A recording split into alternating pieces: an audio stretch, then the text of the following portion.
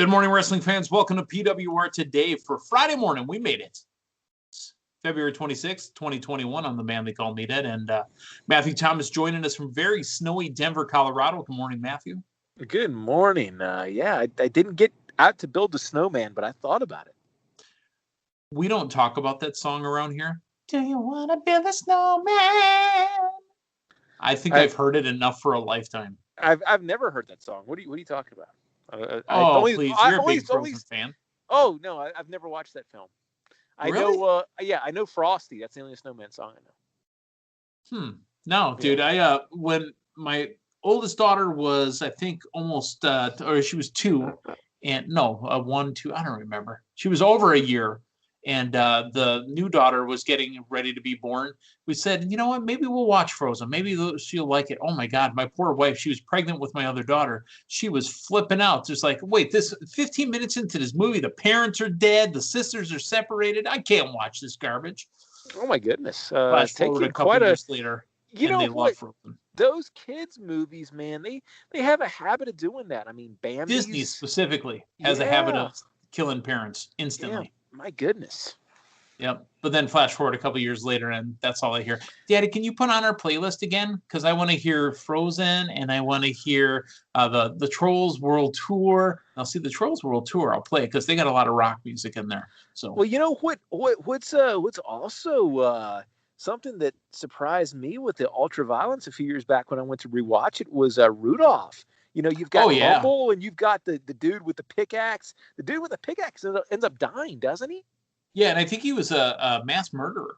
And because I mean, he went to try to take care of Bumble. They plunged to foreseeably their death. I think Bumble shows back up at the end, but I think that dude ends up dying, if I'm not mistaken.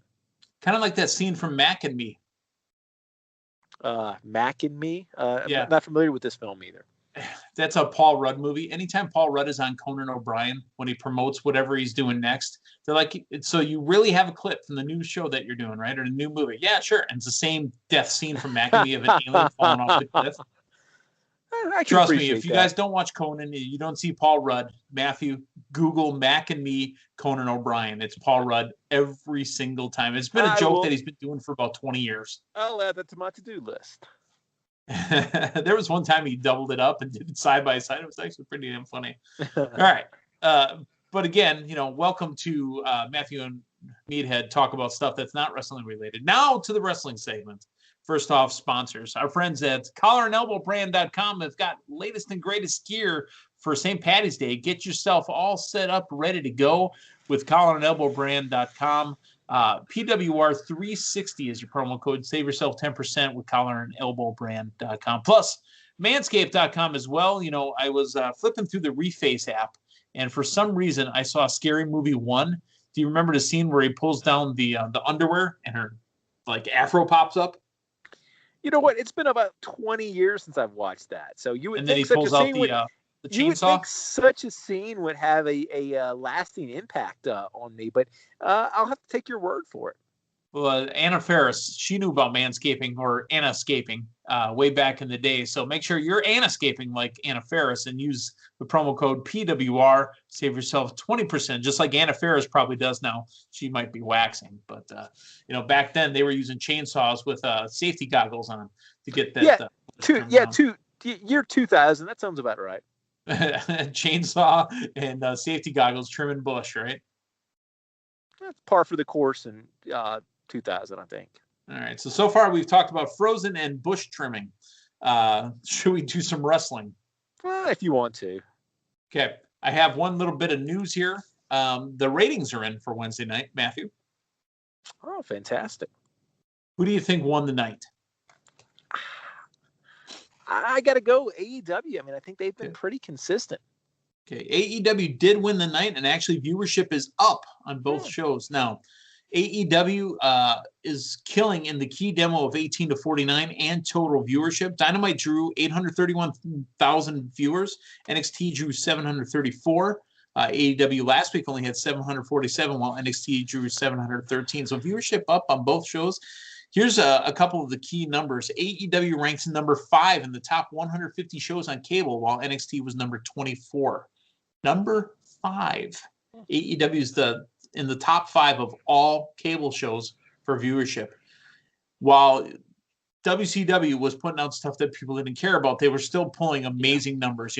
They were consistently pulling a 2.0, number, while WWE was hitting 5s and 6. And it was like, what is WCW doing that they're doing so bad and losing? Look at all the viewers they had. Now, somebody drawing 831,000, 0.8 for a rating. That's a big number in the 21st century here. Oh, yeah. It's a different world. I mean, you've got so much on-demand content. With Kadeem Hardison? Mm-hmm. Yeah. That they're doing a tie-in next week, I think. The week after the Shaq appearance. Yeah, they don't want to get too much celebrity influence there, but yeah, that's the plan. No, and you're exactly right. I mean, it's definitely a different time than it was 20 years ago. Different world again. Yeah, I did, but I didn't want to get too repetitious there. So no, but that's exciting. So I'm happy to see it, and again, I'm proud of the fact that we have 2 shows that are, they're getting business done. Yeah. NXT was going to get the viewers it was going to get. You can always read the dirt sheets and go onto the internet and read about how creatives flipping out, Vince McMahon's rewriting scripts back and forth. None of that matters. Who cares? Enjoy what's on the TV. However, what does drive better programming is competition. Yeah. So the fact that we have AEW head-to-head with NXT on Wednesday nights, and we talked about it yesterday morning, I don't know if they were necessarily counter-programming each other, because those damn commercials seem to happen on every break equally across both shows as I watched, side by side. Yeah. So not only the 18 to 49 demographic did they win, they also won the male viewers 18-49 and the male viewers 12 to 34 as well. AEW with a clean sweep across all demos. So, my goodness, 12 to 34 seems like a broad stroke. It does. But, I mean, that's your wrestling fan, really, the 12 to 34-year-old. Yeah. 18 to 34-year-old is the one that they always try to covet, especially female viewers 18 to 49, because there's money there. There's money in the male viewer 18 to 49. But the viewers 18 to 49 is the big one. And AEW with a 0.35, NXT with a 0.18. So... This coming Wednesday, they have a go-home show for AEW's Revolution, and NXT has 2 title matches coming up this week. So, what do you foresee? And here's the thing, too. We've been talking about it. We've been, I'm not too excited about it, but it will be interesting from a ratings perspective to see. I mean, I think AEW is going to take it, and AEW might potentially pull out a bigger number.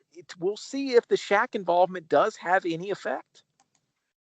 Well, there might be some bleed over from NBA, right? Because remember the night that AEW aired after the Bucks, I think it was Bucks Lakers or whatever it was, and everybody started clowning on Chris Jericho, calling him a wrestling's version of Vince Neil, just looking, well, not the greatest, but there could be some bleed over. And yeah, that number could go up too because of the Shaq involvement. So not only the numbers, there's been talk too that AEW's been hovering around that 0.8 and NXT's around that 0.7. What are they doing to grow the audience?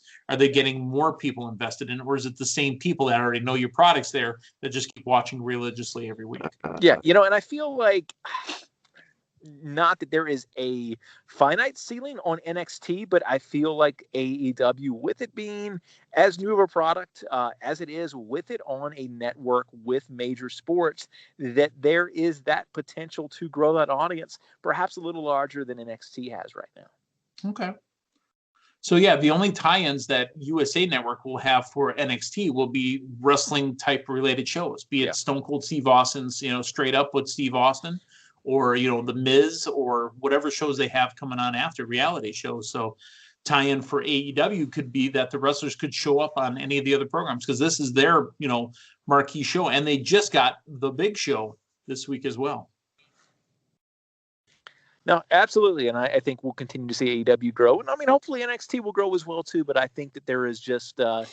there is more upside right now to AEW increasing that number than there necessarily is NXT. So let's talk about growing that number. Now, they're working with Impact Wrestling right now. They're also working with New Japan Pro Wrestling. And the WWE is working with NBC Universal. They've had a long-standing relationship with NBC Universal, USA Network, things of that nature and that ilk. The WWE Network is moving over to the Peacock next month. and WrestleMania will be exclusively on the Peacock. And I believe Fastlane, it was just announced to be exclusive to the network as well on Peacock. Let me ask you this. There's always been talk. How can we get one place to watch all the wrestling we want? Yes, WWE bought up, World Class Championship Wrestling. They bought up ECW. They bought up WCW. They've got some other ones in there, Evolve, stuff like that. But do you think that now that it's on Peacock, they would jeopardize the relationship with the WWE by bringing in an AEW or bringing in New Japan Pro Wrestling and putting it on the network on the Peacock? Not at this present moment, because I think WWE is viewed specifically as a brand and as a commodity. I don't feel like the general perception Peacock, NBC paid a pretty penny for WWE, but I think the perception in the media is still that WWE is WWE. I don't know that there's the perception that wrestling is hot enough to justify doing that at this juncture. We get 5-10 years down the road, maybe so, but I think WWE is viewed as this special commodity that in a lot of ways, through the eyes of an NBC or a major network, I don't think necessarily translates to the rest of professional wrestling. Yeah, we've come a long way, baby. Mm-hmm. Now, we've come a long way. Wrestling right now is a national commodity. NBC bought WWE Network. Fox bought Smackdown, and they put those on. And it's, it used to be even up to 5-10 years ago where the normal media people would mock wrestling. Well, they can't anymore. They're made to promote it now. That started off with the relationship that they made with ESPN, where ESPN became a proud partner of wrestling. Now, here's what I do think is much more likelier than that scenario is that when it's time to shop AEW around a little bit, I think the likelihood of an ABC or a CBS structuring a similar deal for CBS, I think. Yeah, for their over-the-top network is much, much more likely now than it would have been pre-WWE going to Peacock. And HBO Max, maybe. Mm-hmm. Yeah. And Netflix. And that's what's always intrigued me about a potential professional wrestling relationship with an HBO or a Showtime. You're on a premium network at that juncture, and you talk about attitude error. You can really pull the governor off as far as what you can and cannot do. Mm-hmm. A premium wrestling show has always intrigued me. Now, I think what you run into at that point is, your HBO Max price point is going to be a lot higher than it is for a Peacock. So with it being a premium network, you are still potentially limiting your audience. Yeah. No, that's a very good point. A Hulu or Netflix, much the same type of deal. Hulu, especially with because they have tons of money and they pay athletes to say we have live sports. Yeah. That may be even more likely. I think as much as I would like to see a premium wrestling program, when you start talking about something that's going to be, it's really outside of that. The Peacock, the asking price is what, like $4 a month. Or something. I believe lines. The way it worked was anybody that was paying the $9.99, you big dummy, for the WWE Network, they will be transferred over to the Peacock, and if they continue to pay $9.99, they get Premium Plus. If they want to trip it down to $4.99, they get the WWE Network with commercials. Yeah, that's correct. I'm actually watching a nice little true crime series on Peacock right now, as a matter of fact. Yeah. I'll just wait for it to transfer over, because I know you're getting yours through your cellular provider. I'm not going to pay for it. Yeah. So we'll see. But yeah, that, AEW pay-per-views right now are still linear, where they're provided through the cable companies, through your Bleacher Reports, through your Fight TV, not that we want to see them not have the product, but a lot of times AEW and Impact people still have to get their pay-per-views through their local cable provider. No, that's very true. No, that's where AEW's at. That's where Impact's at right now. Impact, for their big ones, are like that. The Impact Plus shows are that they're running once a month. They're, of course, exclusively through Impact Plus, if I'm not mistaken. Yeah.